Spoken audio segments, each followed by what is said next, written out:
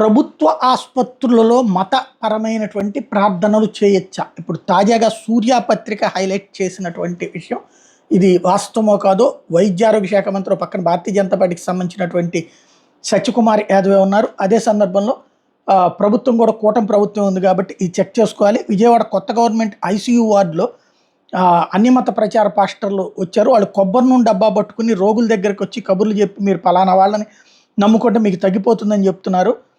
మాయ మాటలు చెప్తూ అమాయక పేషెంట్లు మతం మారుస్తున్నారు. అయినా కూడా అక్కడ అధికారులు ఇవేం పట్టనట్టు చూసి చూడనట్టు ఉండిపోవడం చాలా బాధాకరం. కొబ్బరి నూనె డబ్బాకి ఆయిల్కి తగ్గిపోతే ఇక్కడికి ఎందుకు వస్తామని ఇక్కడికి వచ్చిన ఈ బాధలు తప్పట్లేదని రోగులు బాధపడుతున్నారు. ఇప్పటికైనా అధికారులు కళ్ళు తెరిచి ఇట్లాంటి చర్యలు పునరావృతం కాకుండా చూడాలి. రోగులు బంధువులు కోరుకుంటున్నారంటూ సూర్యపత్రిక హైలైట్ చేసింది. ఇది 8/8/2024 ఎడిషన్ అంటే ఇవాళే కాబట్టి దీని మీద మరి ఆయన స్పందిస్తారో లేదో చూడాల్సి ఉంది.